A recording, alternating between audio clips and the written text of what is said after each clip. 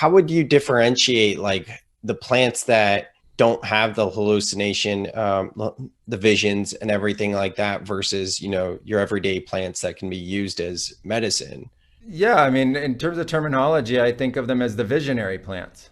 Okay, So you visionary have the plants. ones Okay. that are visionary, and they help you see the ones that aren't visionary, which I think is a really amazing thing. Like, when we work in the Amazon, there's lots of different kinds of practitioners. The word shaman just kind of bundles them all together, kind of like doctors. But when you get into what doctors are, you hear, well, wow, there's all these different kinds of doctors. And so we get specialized and named based off of the different kinds of plants we work with.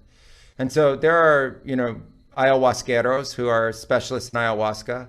There are sanangueros who are specialists in sanango. There are paleros who are specialists in trees. There's tabaqueros who are specialists in mapacho tobacco. Camalongueros that are specialists in camalonga. There are these different kinds of plants and these different kinds of specialties. And a lot of them are not visionary in a hallucinatory sense, literally at all. Like the palero, the tree shamans, they don't have any kind of hallucinatory experience. They experience the transformation in dream time. So they have the quote unquote visions through dreams, and they drink plant teas, and the teas are very much like if you just had lemongrass tea or a chamomile tea or something like that. Like, it doesn't have anything that's causing a psychoactive effect at all associated with it. And they have unbelievable experiences of healing that takes place through doing the process of dieta, and which is changing your diet for a set period of days while you drink these plant teas, and the body transforms, and it's almost miraculous. It is miraculous. And it can be explained scientifically. It can also be explained mystically. And then you have these visionary plants that you'll hear people say that they drank them, and then they saw all of these like doctors in the room walking around healing people, and they saw these beings, and from a background very much like yours in the podcast, like from outer space. They saw these outer space beings, and they talked to them and stuff. And that's the beauty of the visionary plants, is that they provide you an altered state of consciousness that gives you an opportunity to be able to see the plant kingdom from a completely different perspective. So in the case of our practice with the visionary medicines, we work with visionary medicines and also the ones that aren't visionary in their own right. And so we can kind of call them all into that visionary ceremony.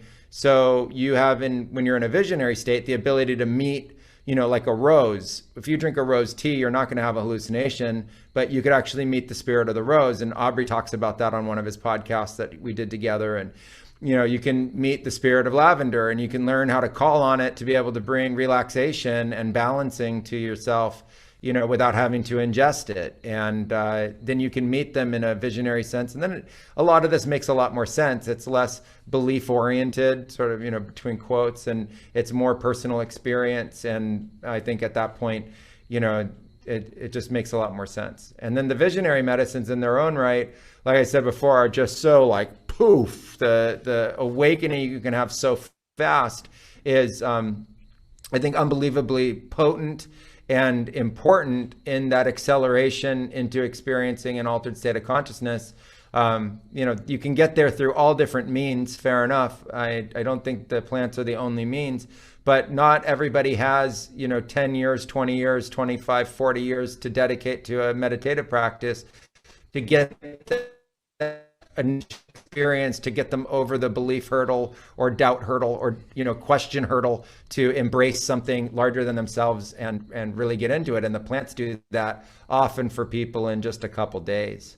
Maybe one day for some people, maybe 2, 3 days. And that's, I think, just one of their tremendous gifts.